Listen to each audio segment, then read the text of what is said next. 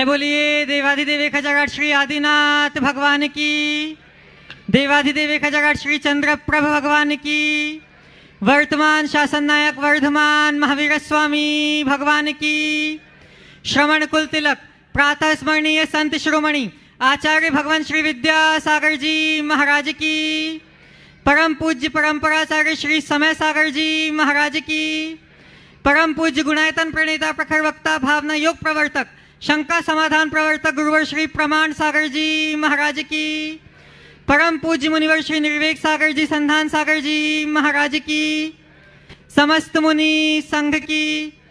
शंका समाधान के आज के इस सत्र में आप सभी का हार्दिक अभिनंदन। इससे पूर्व कि हम आज के इस सत्र को प्रारंभ करें, चलते हैं गुरुदेव के चरणों में और इन पंक्तियों के साथ अपनी विनय समर्पित करते हैं कि हुआ कृतार्थ आज मैं गुरुवर, पाप निवारक पादर्शन, फिर भी मिश्री मिश्रित वाणी, सुनने का है आकर्षण, स्वाति का नक्षत्र उदित हो, मेघ देख उत्साहित हो, वर्षा जल पीकर ही चातक तृप्त और आनंदित हो। सभी लोग हाथ जोड़ेंगे, मस्तक झुकाएंगे और मेरे साथ बोलेंगे, हे गुरुदेव नमोस्तु नमोस्तु नमोस्तु।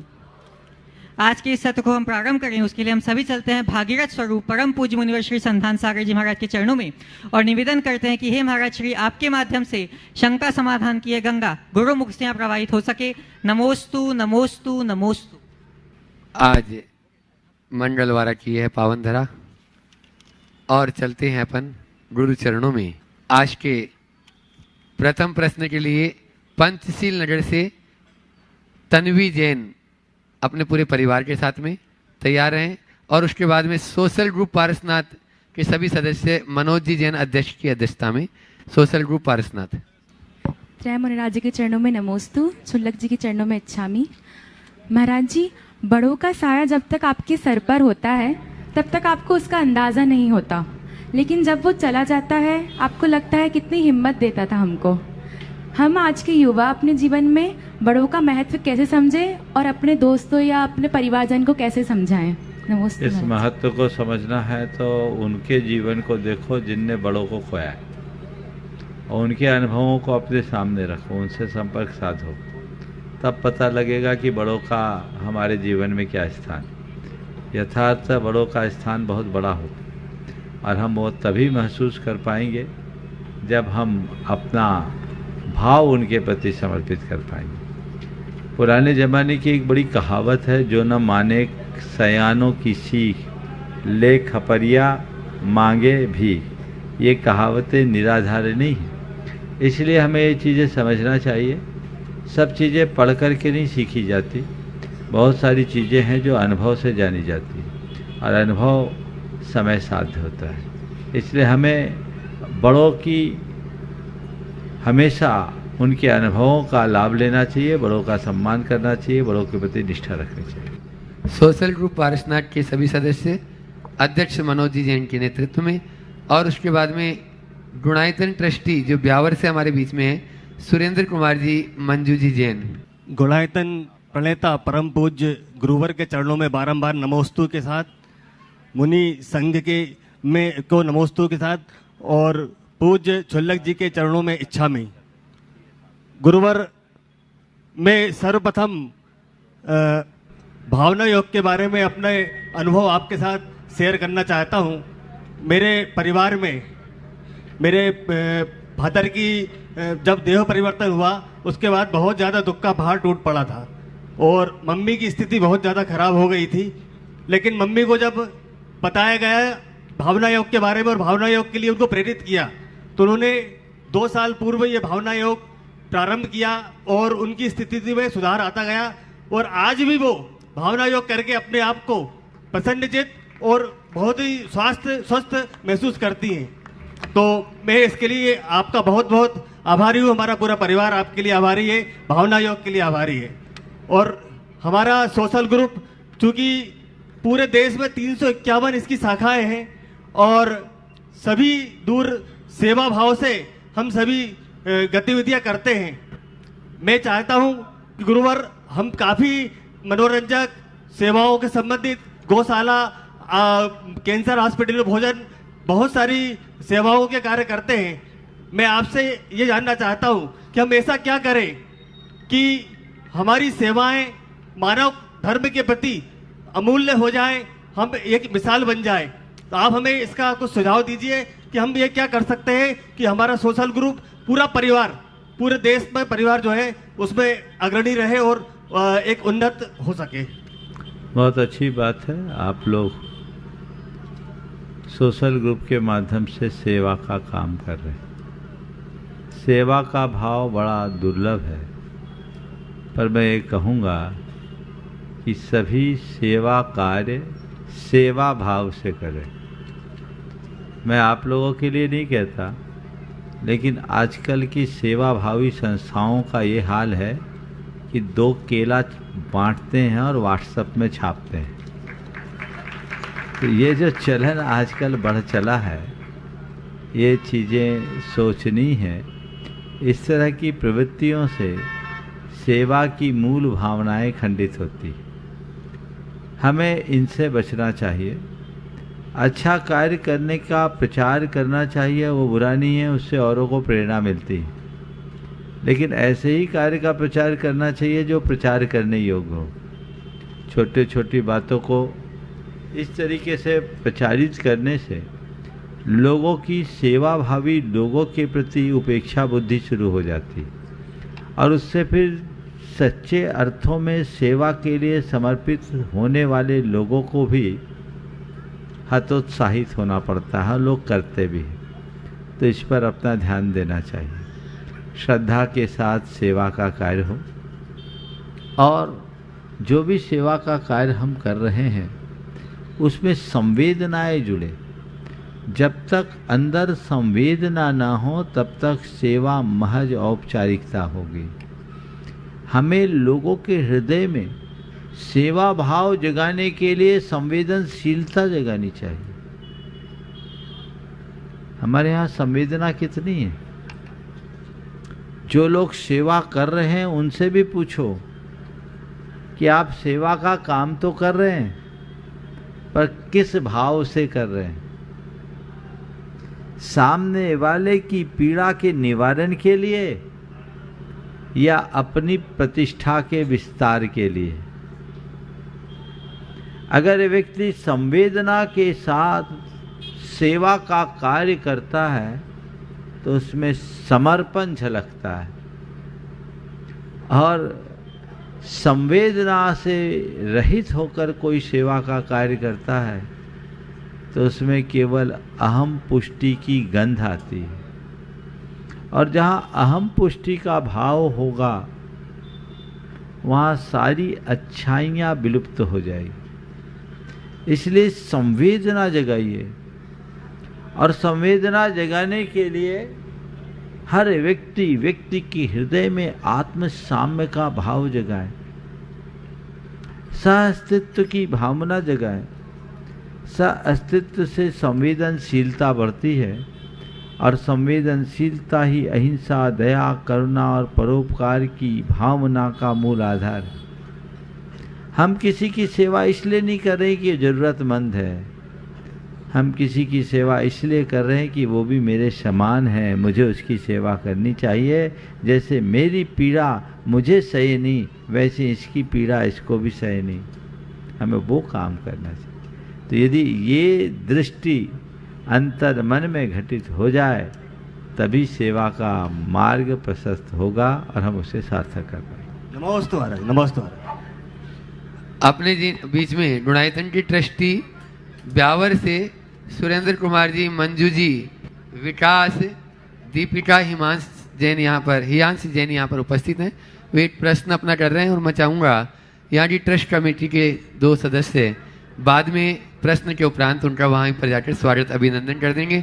और अगला प्रश्न करेंगे मित्र मंडल और मित्र महिला मंडल अशोका गार्डन के सदस्य। पूछना चाहूँगा महाराज जी कि जैसे हम अपने घर में या दुकान या ऑफिस में मंदिर बनाते हैं या फोटो लगाते हैं, तो वो सब अपने अपने हिसाब से या भेड़ चाल में, जैसे बहुत से रायचंद आते हैं अपनी अपनी राय देते हैं और उसके अनुसार कर देते हैं।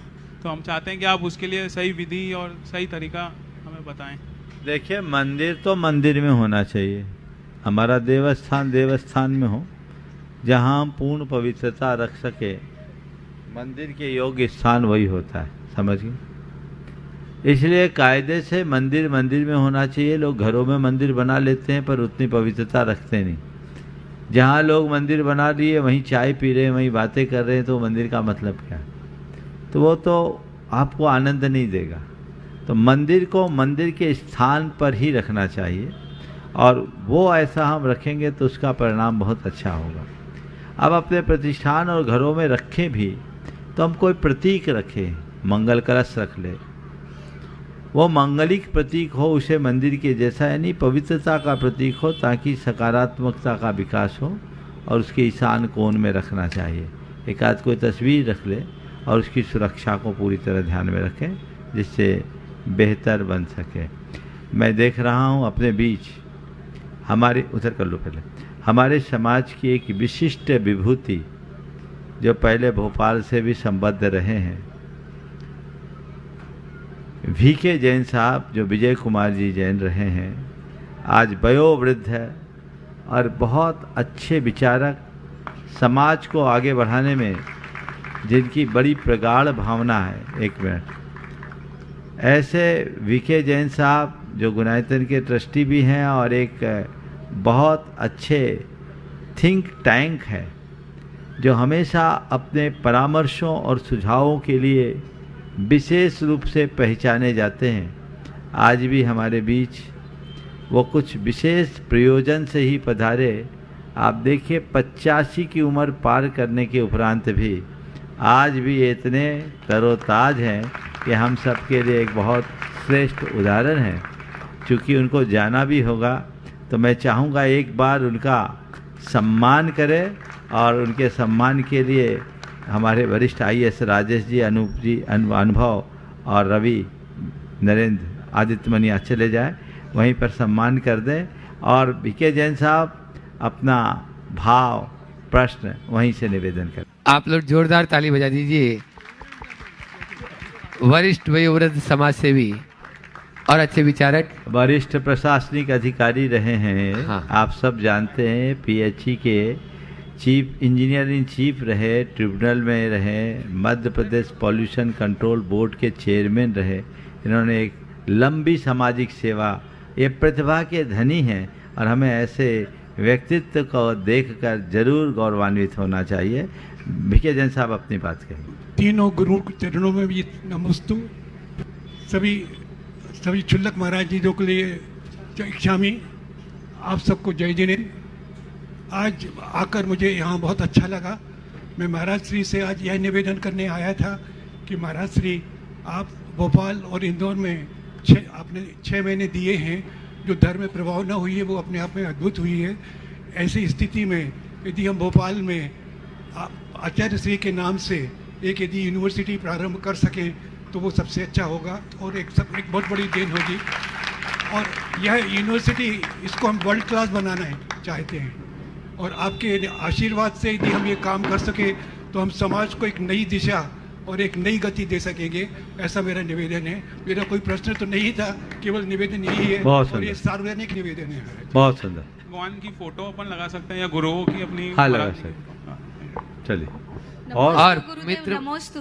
गुरुदेव, खुशी पैसों से नहीं आती है, परिस्थितियों पर निर्भर करती है। गुरुदेव, खुशी किस तरह से अपने मन में लाए, ये शंका का समाधान। न पैसों से खुशी आती, न परिस्थितियों से आती, मनस्थिति से आती है। मनस्थिति ठीक रहो, हम रखो, हमेशा खुशी बनी रहेगी। ओ चलिए। मित्र मंडल और मित्र महिला मंडल अशोका गार्डन सदस्य यहाँ पर उपस्थित हैं? नहीं है, चलिए आगे। हाँ, अगला अपने भावनगर गुजरात से संजीव कुमार जी जैन, वे अपना प्रश्न करें, उसके बाद में तैयार रहेंगे मीना जैन, कैची छोला, भोपाल। संजीव जी भावनगर अपना प्रश्न कर रहे हैं, और उसके बाद में मीना जी तैयार रहेंगी। खड़े हो जाए ताकि वहां तक। महाराज श्री नमोस्तु नमोस्तु। शुल्लक महाराज जी ने इच्छा में महाराज श्री, एक मेरी जिज्ञासा थी। एक ने मुझसे क्वेश्चन पूछा था भावनगर में कि है ना, ईश्वर है तो उसका क्या प्रमाण है। तो मैं उसको काफ़ी मोटिवेट तो किया, परंतु वो बच्चा जो है मोटिवेट नहीं हो पाया। ईश्वर है या नहीं है, यह प्रश्न उतना ही पुराना है जितनी पुरानी मानव सभ्यता है सर। यह बहस का और शंका का अनुत्तरित सवाल पर आकर अटक जाता है सर। आज ईश्वर है तो उसका क्या प्रमाण है? मैं इस चीज की शंका में ना, जिज्ञासा में पिछले 15 दिन से इसका उत्तर खोज रहा था, परंतु मुझे इसका उत्तर नहीं मिला, जिससे कि मैं उस बच्चे का देखिए, मैं सभी से कहूँगा जिनके मन में भी ईश्वर को लेकर के प्रश्न है, मैं उनसे कहता हूँ, हमें खुद के होने पर शंका है क्या? नहीं।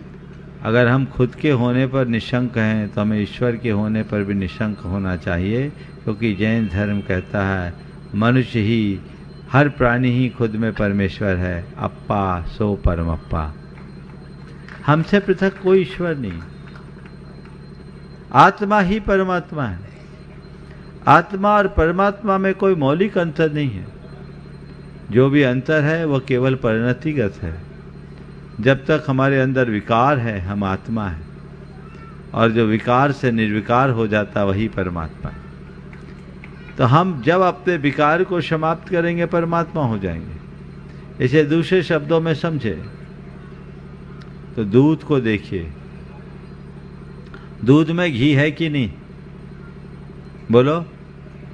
हाँ, दिखाई पड़ता है क्या? पर दूध में घी है ना। हाँ, घी जब भी मिलेगा कहाँ मिलेगा? दूध में ही तो मिलेगा। बहुत है ना।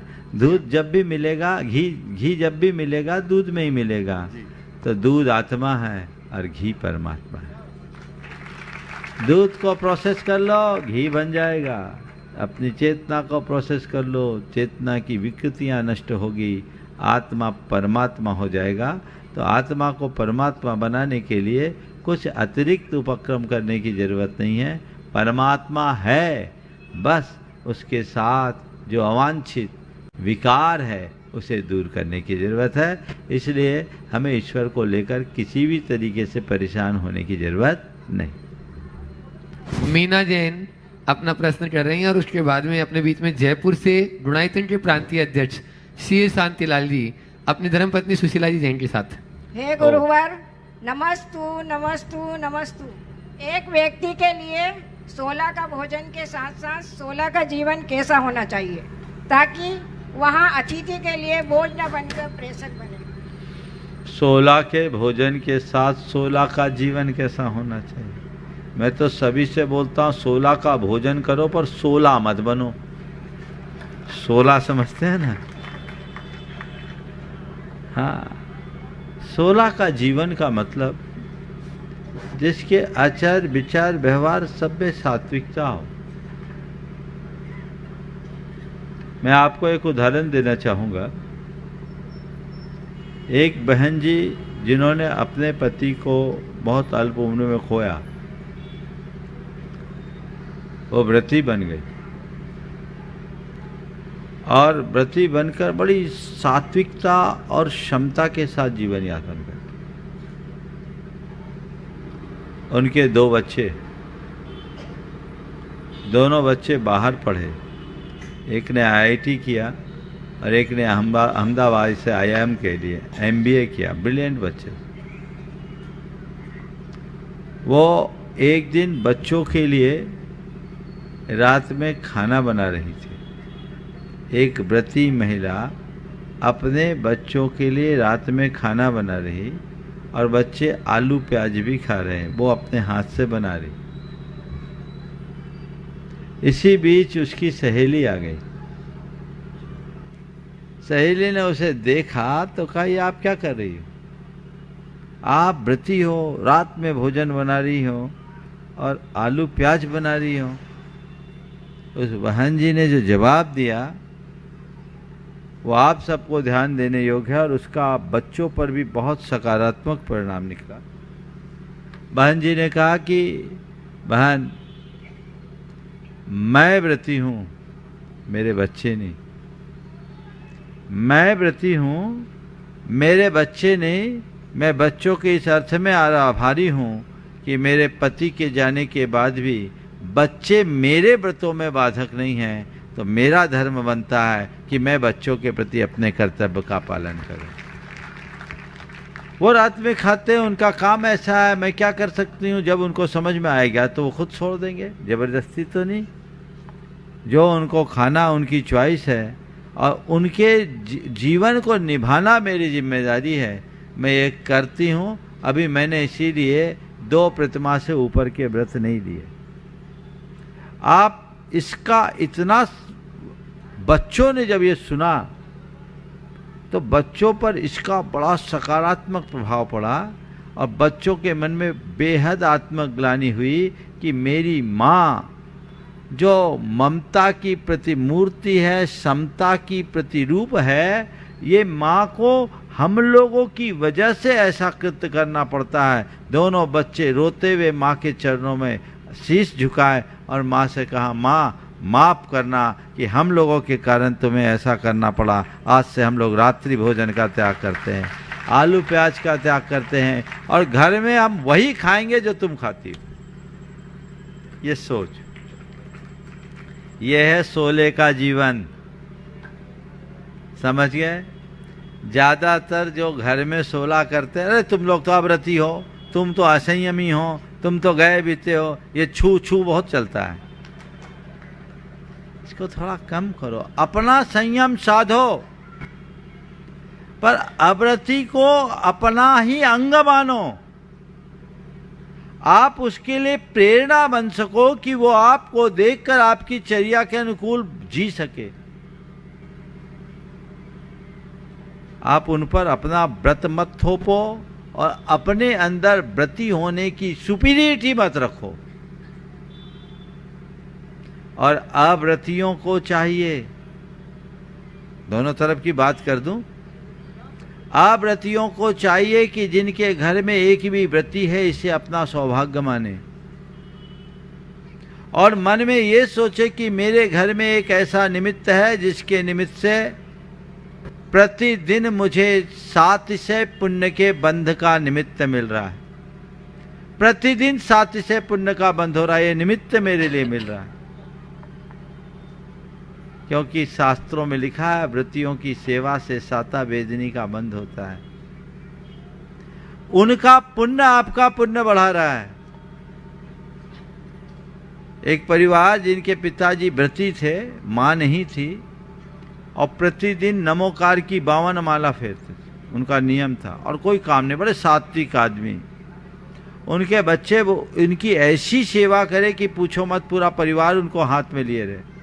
बच्चे बड़ी प्रगाढ़ता के साथ सेवा करें और बच्चे कहते हैं कि महाराज जी हम तो एक ही बात जानते हैं कि लोग तो व्रतियों की सेवा के लिए आप लोगों के पास आते हैं। हमारा सौभाग्य है कि हमारे घर में व्रती पर बैठे हैं और वो हमारे पिता नहीं है, देवता है। वो पिता नहीं देवता है। और एक बड़ी मजे की बात कही, महाराज पापा घर में माला गिनते हैं तो हम अपने ऑफिस में नोट गिन पाते हैं। हम ये मानते हैं जो है सो उनका ही है। ऐसी सोच बना लीजिए तो बड़ा तालमेल बनेगा और जीवन सुंदर बन पाएगा। गुणायतन के प्रांतीय अध्यक्ष जयपुर से सीए शांतिलाल जी, सुशीला जी अपने परिवार के साथ में, और उसके बाद में प्रश्न तो बहुत सारे हैं लेकिन रोज महाराज जी छूट जाते हैं। आज अपन पहले महाराज श्री जी को सुनेंगे और उसके बाद और आपके प्रश्नों की झड़ी इसी प्रकार से आगे भी चलेगी। परम पूज्य गुरुवर प्रमाण सागर जी महाराज को नमोस्तु नमोस्तु नमोस्तु। पूज्य मुनराज निर्वेक सागर जी, संधान सागर जी महाराज के चरणों में नमोस्तु और शुल्लक जी के चरणों में इच्छा में। महाराज जी अगर आप अनुमति दें तो, हाँ बोलो। आप अनुमति दें तो मैं जो 2 दिन से परमार्थ की बात आप कर रहे हैं, अगर आप अनुमति दें तो 2 मिनट के लिए मैं वो परमार्थ जो हम मानव सेवा के लिए कर रहे हैं मैं बता दूं। हाँ बोलिए। देखिए आप सबको विदित हो, LN4 prosthetic hand foundation USA कृत्रिम हाथ हमें इंडिया में उपलब्ध कराता है और वो कृत्रिम हाथ मात्र 350 ग्राम वजन का हाथ है। चूँकि मुझे जयपुर में उन्होंने अम्बेसडर LN4 प्रोस्थेटिक हैंड बना रखा है, स्टॉकिस्ट हूँ, और हर महीने कहीं न कहीं भारत के किसी कोने में जा कर के और ये कृत्रिम हाथ वितरण का कार्य हम और मेरी टीम करती है। मैं चाहता हूँ वो ऐसा हाथ जिससे बच्चे पढ़ लिख लेते हैं, कलम चला लेते हैं, महिलाएं साड़ी पहन लेती हैं, अपना दिनचर्या पूरी कर लेती है, मजदूर तगारी उठा लेता है, मजदूरी कर लेता है, कारीगर मकान बना लेता है। ऐसा कहीं भी कोई आपको आपकी नज़र में ऐसा कुछ आता हो तो कृपया हमें सूचित करने का कष्ट करें। और आपके उधर भी कहीं भी किसी भारत के कोने में अगर इस हाथ के प्रकल्प को एक कैंप का रूप दे सकें तो मैं आपका कृतज्ञ रहूँगा, आभारी रहूँगा। बहुत सुंदर। मैं चाहूँगा एक बार शांतिलाल जी साहब का जोरदार अभिनंदन करें। बंधुओं, ये हमारे एक बहुत ही विशिष्ट समाज सेवी हैं और मैं तो इनको पिछले लगभग 15 वर्षों से जानता हूँ। अनवरत इनकी सेवाएं समर्पित रही है, हजारों लोगों को इन्होंने लाभान्वित किया है और ये बहुत अच्छी बात है। कल भी मैंने आपके सुने में अमिताभ आदित्य से कहा था कि आप लोग शांतिलाल जी से संपर्क करो, शायद संपर्क किया आज भी मिल होगा। गए थे मुझे। हाँ, तो आप बिल्कुल आगे बढ़ाइए और आपसे प्रेरणा पाकर और लोगों को भी ऐसे सेवा के कार्य में आगे आना चाहिए। मैंने भी वो हाथ देखा है और मेरी उपस्थिति में भी कुछ लोगों को हाथ दिया गया जो बखूबी अपना पूरा काम करने में समर्थ हो रहे हैं। तो ये बहुत अच्छी बात है और इस तरह का कोई उपक्रम यदि भोपाल में भी आप लोग करना चाहें तो बहुत अच्छा है। मैं तो चाहूँगा सेवा के इस प्रकल्प को गुणायतन परिवार भोपाल अगर अपने हाथ में ले तो एक अच्छा मंगलाचरण हो सकता है और इसकी रूपरेखा बना लें तो हो सकता है इस बार की अब बैठ के बता दें, कार्य योजना बनाइए और उसका श्री गणेश कर दीजिए। शुभस्य शीघ्रम समाचरे। मुझे आपका आशीर्वाद चाहिए महाराज जी, जहाँ चाहेंगे मैं बहुत करने को बढ़िया, तैयार। बहुत बढ़िया। महाराज जी, मेरा एक छोटा सा प्रश्न है, क्या बीमारी हमारे पाप कर्म के उदय से आती है और अगर पुण्य कर्म भारी है तो क्या हम बीमार नहीं होंगे? क्या कर्म के उदय से हमारे भीतर के रसायन बदल जाते हैं? और क्या पाप कर्म ने हमें रोगग्रस्त किया है, जब औषधि लेकर हम ठीक हो गए तो क्या कर्मों ने अपना रास्ता बदल लिया है? समझाइए। बहुत अच्छा सवाल किया है आपने। सबसे पहले बीमारी की बात को समझिए, पुण्य और पाप का संबंध क्या है।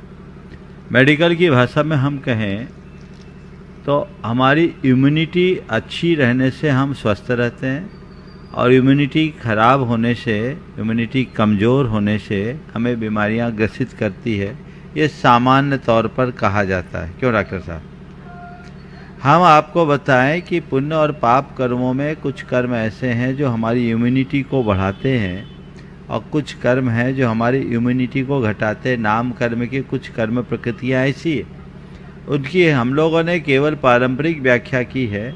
यदि हम उनकी मेडिकल के हिसाब से व्याख्या करें तो ये कर्म ऐसा अर्थ देते हैं जिसमें उपघात नाम कर्म है जो हमारी इम्यूनिटी को घटाता है और परघात नाम कर्म है जो हमारी इम्यूनिटी को बढ़ाता है। स्थिर और अस्थिर नाम कर्म भी कुछ इसी तरह की भूमिकाएं निभाते हैं। सामान्य शब्दों में हम इसको बोल सकते हैं कि पुण्य और पाप कर्म के निमित्त से हमारे शरीर की आंतरिक क्षमता घटती बढ़ती है। इसलिए हम ये कह सकते हैं कि पाप के उदय में बीमारी आती है और पुण्य के उदय से बीमारी जाती है। एक सामान्य बात। अब इसे हम थोड़ा और वैज्ञानिक की दृष्टि से सोचें तो बीमारी आती है जब भी तो हमारे शरीर के जैव रसायनों में परिवर्तन होता है और जब जैव रसायनों में परिवर्तन होता है बीमारियां हमें अटैक करती है। तो ये जैव रसायनगत जो परिवर्तन है, ये परिवर्तन हमारे शरीर की इम्यूनिटी सिस्टम को और सबको कम करती है। तो उससे हमारे अंदर का रसायन बिगड़ जाता है। रसायनों के बदलने से हमारी कर्म और आत्मा के बीच का जो संबंध है वह भी एक प्रकार का रासायनिक संबंध है, उसका समीकरण बिगड़ जाता है। तो रासायनिक संबंधों का जब समीकरण बिगड़ जाता है तो बीमारी आ जाती है। अब रहा सवाल औषधि का उपचार करने से उस पर क्या असर पड़ता है। जब हम कोई भी औषध का अनुपान करते हैं, कोई भी औषधि लेते हैं, तो हम औषधि लेते हैं तो क्या करते हैं, औषधि के माध्यम से हम अपने शरीर में कुछ विशिष्ट रसायनों को डालते हैं। यही ना केमिकल है, चाहे वो प्राकृतिक स्रोत से हो या दूसरे स्रोत से, तो हमारे शरीर पर रासायनिक परिवर्तन करता है। उस रासायनिक परिवर्तन से हमारे शरीर के अंदर के रसायन वापस बदल जाते हैं और कर्मों का जो समीकरण बिगड़ता है वो व्यवस्थित हो जाता है। तो जब कर्मों का समीकरण बिगड़ जाता है तो पाप पुण्य में परिवर्तित हो जाता है। तो ये हमारी स्थिति को ठीक कर देता है। इम्यूनिटी वीक थी, इम्यूनिटी स्ट्रांग हो गई, पाप पुण्य में परिवर्तित हो गया। तो बीमारी हमारे पुण्य को उभारने में, बीमारी हमारे पाप के कारण से आई और औषधि हमारे पुण्य को उभारने में निमित्त बन गई। इसलिए दवा खाने से आराम मिल जाता है। लेकिन कभी कभी किसी को दवा भी असर नहीं करता, यानी जब पापोदय तीव्र होता है, खूब दवा कर लो, दवा तो बात की है, बीमारी पकड़ में नहीं आती। एक डॉक्टर थे, उन्होंने अपने जीवन की एक घटना बताई है आज भी, कि मेरे जीवन की एक घटना ने मुझे नास्तिक से आस्तिक बना दिया। उन्होंने कहा, महाराज जी, मुझे पहले धर्म के प्रति कोई रुचि नहीं थी, लेकिन मुझे एक ऐसी बीमारी हुई जिसे बहुमूत्र रोग कहते हैं। उस बहुमूत्र रोग से पीड़ित होने के कारण मैं ऐसी स्थिति हो गई कि मैं अपनी प्रैक्टिस भी नहीं कर पाता। कैथेटर लगा, थैली लगी, सब लगी, लेकिन बहुत परेशान रहता। मैं डायग्नोसिस कराओ, कुछ मिले नहीं, दवाइयाँ कुछ लगे नहीं। करीब 6 महीने में परेशान रहा, हार कर मैंने सारी दवाइयाँ बंद कर दी। और महाराज जी क्या बताऊं, 8-9 दिन बाद मेरी बीमारी ठीक हो गई, मैं स्वस्थ हूँ। तब से मुझे विश्वास हो गया कि पुण्य पाप भी कुछ होता है और आज आदमी विशुद्ध धर्मात्मा बन करके जीता है।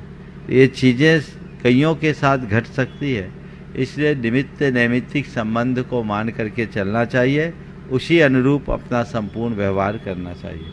और अपन चलते हैं पूज्य निर्वेद जी महाराज के चरणों में और उनसे निवेदन करते हैं कि आपकी कोई शंका नहीं, लेकिन आप हम सबके उद्धार के लिए अपनी शंका के माध्यम से हमें भी ज्ञान की गंगा में अवधान करने का अवसर प्रदान करें।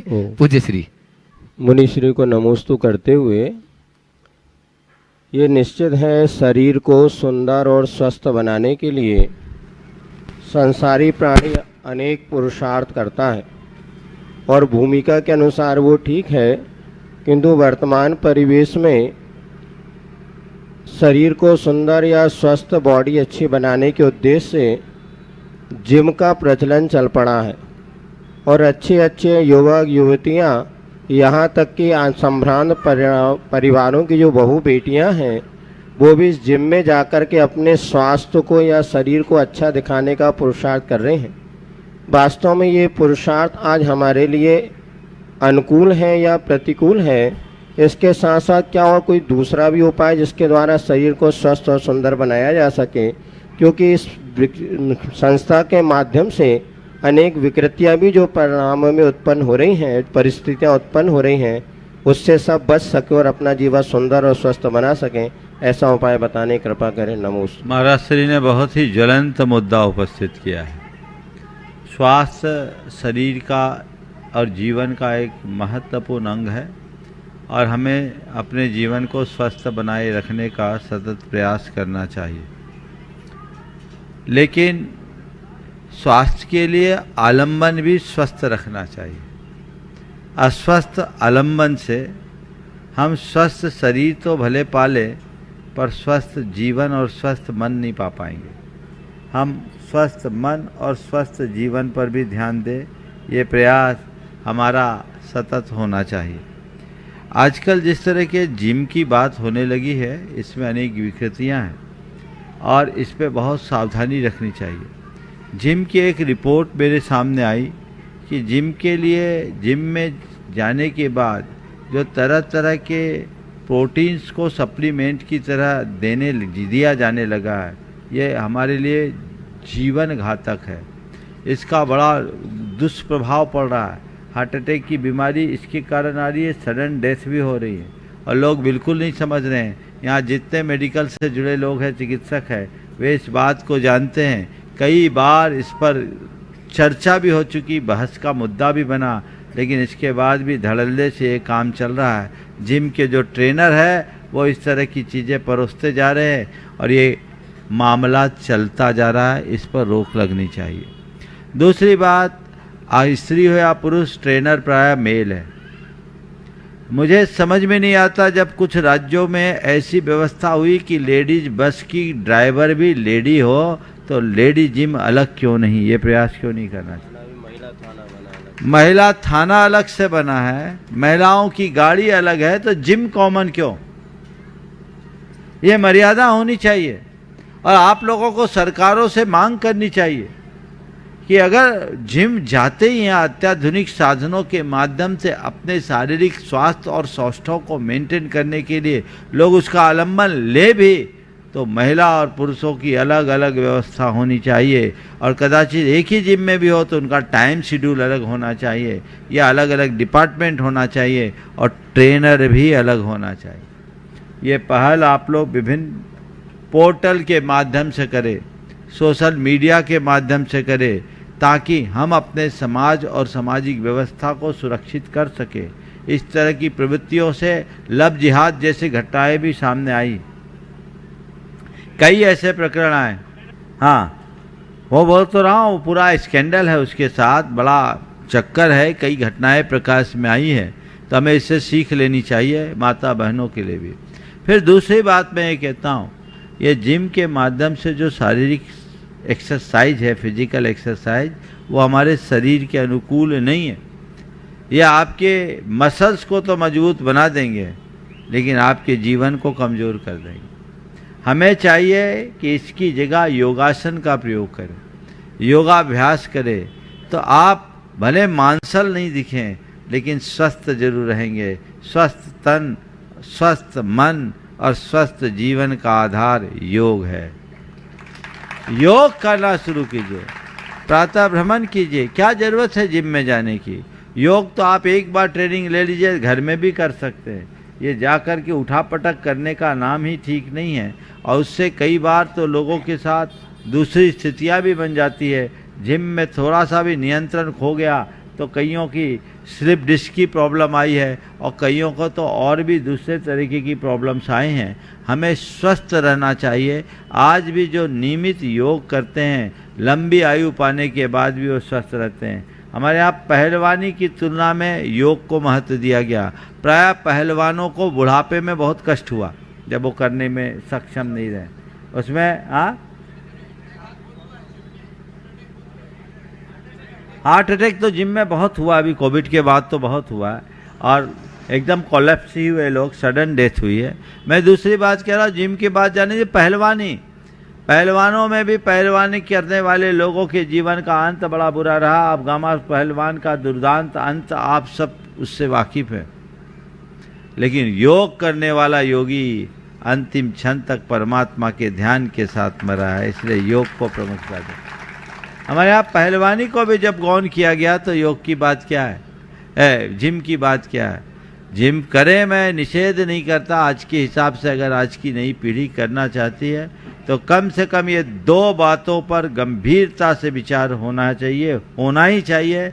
एक तो अनावश्यक सप्लीमेंट्स नहीं दे, कोई प्रोटीन्स वगैरह बिल्कुल बंद करे। हम परंपरागत जो हमारा भोजन है उसी से प्रोटीन जनरेट करें, ताकि हमारी शरीर की क्षमता विकसित हो। और दूसरी बात, महिला और पुरुष की ट्रेनर अलग अलग हो, जिम भी अलग अलग हो। सरकार ये व्यवस्थाएं जब बनाए सो बनाए। आप अपने परिवार के कोई सदस्य जिम जाने की जिद करे तो आप उनसे पहले प्रेरणा दें कि जिम की जगह योग करो। फिर भी यदि उनको जिम जाना ही हो तो ऐसी व्यवस्था करे जहाँ इस तरह का जिम हो, और नहीं है तो समाज अपने स्तर पर जिम खोल ले। जब हर सोसाइटी में अब जिम होने लगी तो समाज क्यों नहीं कर सकती? पहले पुराने ज़माने में अखाड़े होते थे, अब बड़े बड़े मंदिरों में जगह है। पंचायत अगर इसकी शुरुआत करे तो मज़ा आ जाए। भावना योग का भी सेंटर हो जाए और जिम भी अगर हो जाए तो लोग चाहेंगे, क्यों बताओ? हाँ, दोनों चीज़ें कर सकते हैं। भावना योग तो बहुत अच्छा है, उसका सेंटर खोला जाए, एक प्रस्ताव बनाया जाए, चूँकि ये अनायास आया है। लेकिन भावना योग के लिए, और जो दूसरी बात सामने आई है, यदि उसके लिए भी समाजों में पहल होगी, तुम्हारी माता बहनें सुरक्षित होगी, तुम्हारे बच्चे सुरक्षित होंगे, तुम्हारा परिवार सुरक्षित होगा। और जब तुम्हारे माँ बहनें, तुम्हारे बच्चे और परिवार सुरक्षित होंगे, तभी समाज सुरक्षित होगा, और जब समाज सुरक्षित होगा तो धर्म सुरक्षित होगा। यह धर्म, सुनो जो बोल रहा हूँ, बीच में नहीं बोलो, यह धर्म के लिए अति आवश्यक है। आपसे अगर कोई कहे कि ये धार्मिक काम थोड़ी है, ये धार्मिक काम नहीं है, धर्मियों को मजबूत बनाए रखने का काम है। धर्मी मजबूत होगा तब धर्म मजबूत होगा। इसलिए प्रयास करना चाहिए, इसकी पहल हो जाए अगर भोपाल में तो बहुत अच्छी बात है। प्रस्ताव बनाओ, बहुत बढ़िया। एक मंगलवारा में तुम मनाओ, चौक में एक मनाए, 2 से शुरुआत हो जाए, बहुत बड़ा काम हो जाए। ठोस योजना बना। हाँ, मंगलवारा फाइनल। देखो, हाँ, चौक अखाड़े 2 हो जाएंगे, कोई दिक्कत नहीं। एक जगह लेडीज का कर देंगे, एक जगह जेंट्स का कर देंगे, हिसाब बराबर हो जाएगा, काम बराबर हो जाएगा, कोई दिक्कत नहीं। चलिए, आदित्य मनिया ने जो यहाँ मंगलवारा कमेटी के अध्यक्ष है, उन्होंने खड़े हो जाओ भाई, तुम्हारी शक्ल देख ले सब लोग। इन्होंने अपने यहाँ इसकी व्यवस्था करने की बात की है, बहुत अच्छी। उसके साथ भावना योग का सेंटर भी यहाँ हो जाए। आदित्य भाई, भावना योग का सेंटर भी यहाँ हो जाए, लोग आकर के पूरा सिस्टम बना करके दिया जाए, लोग करें, कल दिन में बैठ कर इसकी रूपरेखा बना लें।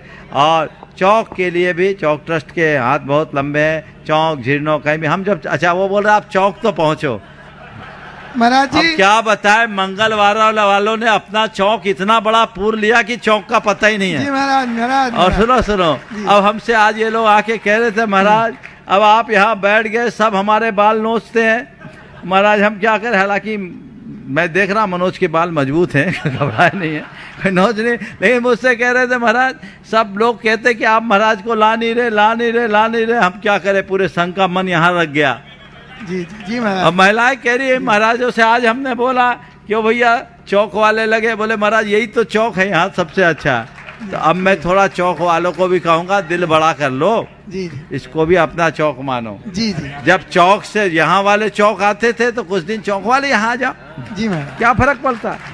मंगलवारा चौक को कभी अलग अलग मत मानो, हिसाब बराबर है, घबराना नहीं, चौक का हक नहीं जाएगा। लेकिन अभी मंगलवारा वालों का जो पुण्य उछला है, ये पुण्य का लाभ ले लेने दो। तो ये निमित्त है, ऐसा संयोग है।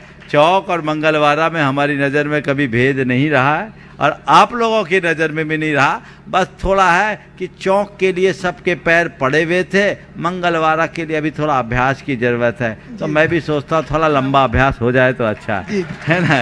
ये चलते रहे तो बढ़िया है, यहीं से काम चलता रहेगा। आगे जो ये बात आज उठी अनायास महाराज श्री के द्वारा, जो बात उठी महाराज, बहुत दिन बाद आज महाराज का योग लगा। मैं तो चाहता हूँ महाराज का रोज एक सवाल होना चाहिए, क्योंकि महाराज के एक सवाल से आप लोगों के अनेक समाधान हो जाते हैं। तो ये बातें होते रहनी चाहिए। बहुत बहुत आशीर्वाद महाराज जी। वो पाइपलाइन में है बात प्रमाणिक की। हाँ बिल्कुल, पाठशाला की बिल्कुल, उसकी शाही मुहूर्त पर घोषणा होगी, महाराज जी ने बताया। जी महाराज। नमोस्तु स्वामी। सभी लोगों को बहुत बहुत धन्यवाद सपोर्ट के लिए। और आते हैं वापस अपने संकट समाधान के क्रम में। सरदार राजेंद्र सिंह जी बग्गा, जो ट्रांसपोर्ट एसोसिएशन के अध्यक्ष हैं, यहाँ पर अपने बीच में उपस्थित हैं। वे अपना प्रश्न यहाँ गुरु चरणों में रख रहे हैं। आ जाएं और आप लोग जोरदार तालियों से सरदार राजेंद्र सिंह जी का स्वागत, अभिनंदन कर दे। अपने बीच में आए हैं और उसके बाद में तैयार रहेंगे। आज बहुत सारे यहाँ अपने बीच में जो गुरुवर के सपनों को साकार करने में लगे हैं, ऐसे सभी लोग, राजेंद्र जी जैन IAS हैं, रविंद्र जी पत्रकार जी, अनुभव सराफ, रवि मड़विया, प्रसाद जी, शेह जी, नरेंद्र जी टोंडिया, पूरी टीम के साथ रहेंगे। 1-2 प्रश्न इसमें से करेंगे। महाराज जी के चरणों में जन्मस्तु नमोस्तु। मैं राजेंद्र सिंह बग्गा, आपका काफ़ी दिनों से मतलब सोच रहा था कि आपके दर्शन अभिलाष हो जाए। मेरा एक बहुत बड़ा पोल्ट्री फार्म था। एक बार मेरे को सौभाग्य मिला कि आपके चरणबंद मतलब आए, बाईपास पे गुरुद्वारा है, तो वहाँ पे एक रात के लिए रुके। उनको मैंने बताया, बोले क्या बिजनेस करते हो? मेरा सब पोल्ट्री फार्म है, ट्रांसपोर्ट है। तो उन्होंने बंद कर दिया। उन्होंने मेरे से कहा कि बोले आप पोल्ट्री फार्म का काम बंद कर दें, जबकि मैंने उनके आदेश का पालन करते, उसके बाद उनको दोबारा मतलब दर्शन भी नहीं हो पाए। उनके आदेश का पालन करते हुए मैंने पूरा अपना पोल्ट्री फार्म का 4-5 करोड़ का उसको बंद कर दिया। और वहाँ पे फिर बाईपास पे अपन ने एक गुरुद्वारा स्थापित कर लिया और उस पर चरण बनता है। आज मैं आपके सामने मतलब चरण वंदना करता हूँ और अभिलाषा करता हूँ कि आप अपना पूरा आशीर्वाद देवें। बहुत सुंदर, बहुत सुंदर। एक बार बग्गा जी का जोरदार अभिनंदन करें। और मैं समझता हूँ ऐसा करके आपने अपने भाव को सुरक्षित कर लिया। कितने जीवों के वध में निमित्त बन रहे थे आप। आज आप महाराज जी, मेरा 80,000 बर्ड का फार्म था। बहुत सोचने की बात है। आपका बड़ा पुण्योदय आया कि आपकी सद्बुद्धि जग गई। प्रेरणा तो हम लोग बहुतों को देते हैं, लेकिन परिवर्तन केवल उनमें आता है जिनका भविष्य उनके वाक से और उनसे मैं इतना प्रभावित रहा, रात भर रहा मैं वहाँ पे। बहुत सुंदर। उनकी सेवा में करी। सुबह जब वो निकले वहाँ से तो उन्हें बहुत सुंदर, बहुत सुंदर, बहुत सुंदर बोले जैसा हो सके आप करें। मैंने ठीक साहब आशीर्वाद। हरपाल सिंह जी बोले। हाँ। बोले प्रतिदिन जो महाराज जी सुनते हैं ऐसे हरपाल जी सरदार जी वो भी कर रहे हैं, और फिर उसके बाद रविंद्र जी पत्रकार जी तैयार है। महाराज जी के चरणों में नमोस्तु नमोस्तु। महाराज जी, मेरा प्रश्न ये है कि जैन धर्म के सिद्धांतों पे चलने के लिए जरूरी है कि धर्म परिवर्तन ही हो, या नियमों का पालन करते हुए सिद्धांतों पे चल सकते हैं? देखिए, जैन धर्म इतना व्यापक है कि वो बाहर के चेहरे को नहीं देखता, अंदर के परिणति को देखता है। समझ गए? आप कहो कि मैं जैन तभी बनूंगा जब अपने बाल कटाऊंगा, नहीं। आप सरदार बन कर के भी असरदार जैन बन सकते हैं। नमोस्तु महाराज। जैन धर्म की आपको विशेष बात बताऊं, आप तो मनुष्य हैं। जैन धर्म के अनुसार तो कुत्ता बिल्ली भी जैन धर्म का पालन कर सकते हैं। जिनकी आत्मा जग जाए, जिनकी चेतना जग जाए, वो जैन धर्म का पालन कर सकते हैं। जो अपनी आत्मा को पहचान कर अहिंसा मूलक जीवन जीने के लिए संकल्पित हो जाता है वो जैन है।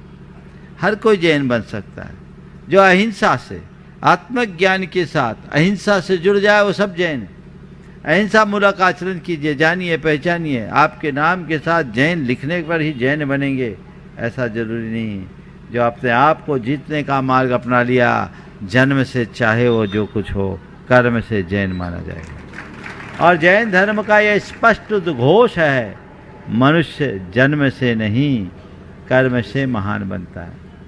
ये भारत के जैन धर्म की, सभी भारतीय धर्मों की और खासकर जैन धर्म की विशेषता रही कि हमने कभी धर्म परिवर्तन की बात नहीं की, हमने केवल हृदय परिवर्तन की बात की। आज जो धर्म परिवर्तन की बात होती है वहाँ धर्म का विस्तार नहीं, धर्म के नाम पर केवल संप्रदाय का विस्तार होता है। और ऐसी मानसिकता ने हमारे अंदर सांप्रदायिकता को बढ़ाया और इसने हमारी संस्कृति को बहुत नुकसान भी पहुँचाया। हम तो अनेकता में एकता की बात करते हैं, वसुधैव कुटुम्बकम की उक्ति को चरितार्थ करके जीते हैं। तो मैं उसको लेकर के चलना चाहिए। आप समझे, हर व्यक्ति को धर्म के मामले में जो उसे अच्छा लगे वो अपनाना चाहिए। धर्म हम अपने आत्मा के कल्याण के लिए करते हैं, तो धर्म निजी होता है, उसे हमें निजी स्तर पर अपनाना चाहिए। नमस्ते महाराज।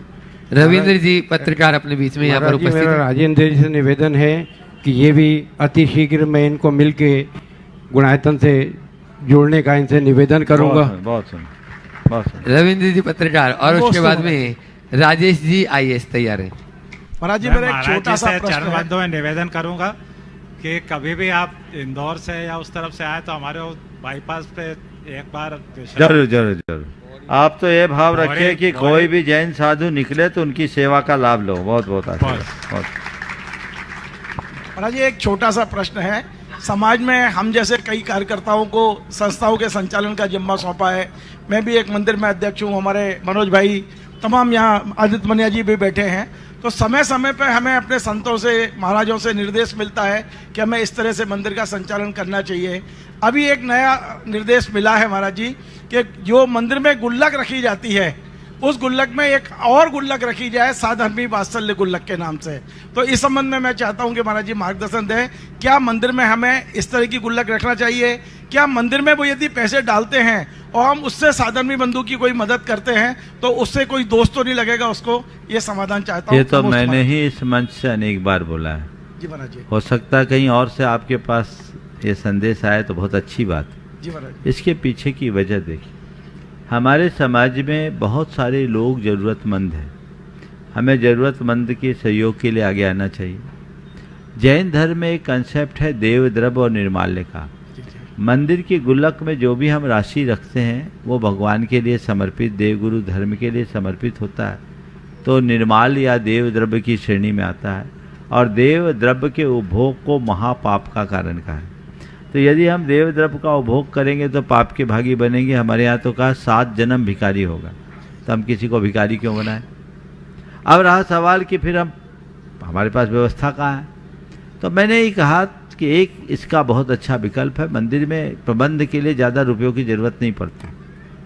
आप प्रबंध के लिए जो भी है मंदिर के गुल्लक में है उसको उपयोग कीजिए, लेकिन लोगों को दान देने की भावना है तो मंदिर में गुल्लक रखिए, उसमें साधर्मी भक्ति लिख लीजिए, साधर्मी वात्सल्य लिख लीजिए, उसका पैसा रखिए।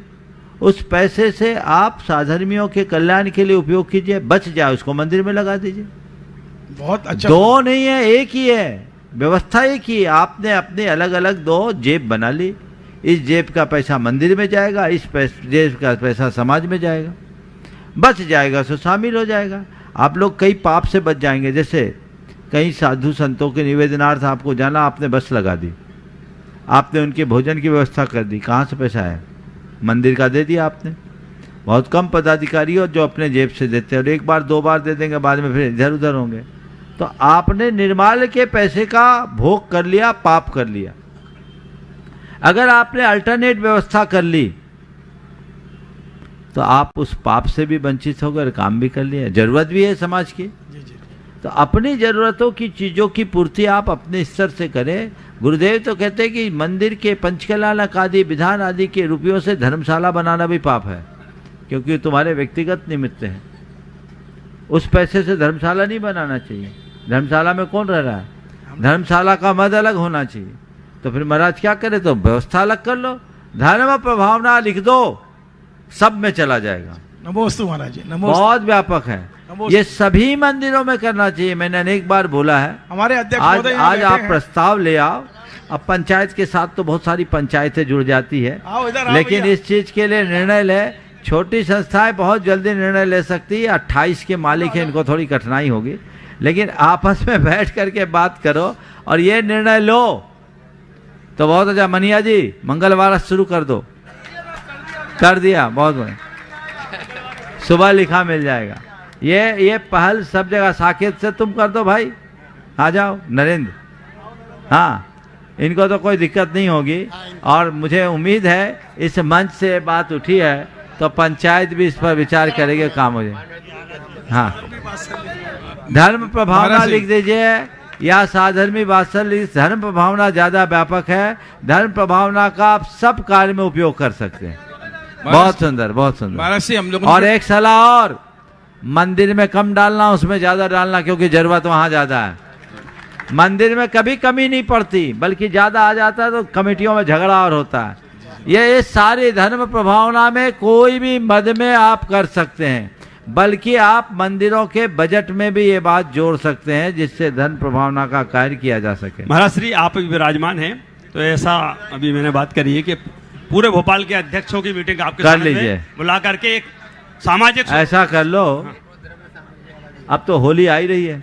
होली मिलन कर होली के दिन मैं कहाँ रहता हूँ कल बता दूंगा। होली के दिन एक मिलन कर लो, देख लेंगे महाराज जी। होली के दिन चौक में मीटिंग बुला लेते हैं, देख लेंगे, बता दें ऐसी जगह जहाँ लोग आ सके बना लेते हैं। महाराज जी साकेत नगर तो धर्मशाला का ट्रस्टी बना दिया। बहुत सुंदर, बहुत सुंदर। तो आज का राजेश जी का नंबर था, ओवर तो समाप्त हो गए। कल के लिए खड़ा रखे तो अच्छा होगा। ऑफलाइन पूछना है तो पूछ लो, कल के लिए पूछो।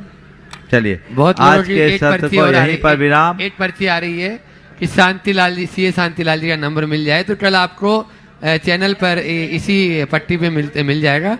और यदि अभी वो बोल सके तो 1 मिनट में अपना नंबर, मोबाइल नंबर बोल दें, ताकि जिन लोगों को चाहिए तो वो नंबर नोट कर सकते हैं। वहां तक अभी अपना शांतिलाल जी कल आप है ना? ठीक है, नंबर में अपना मेरे मोबाइल नंबर नोट कर लें, 94,601,8559। मैं दोबारा बोल रहा हूं, 94,601,8559। 8559।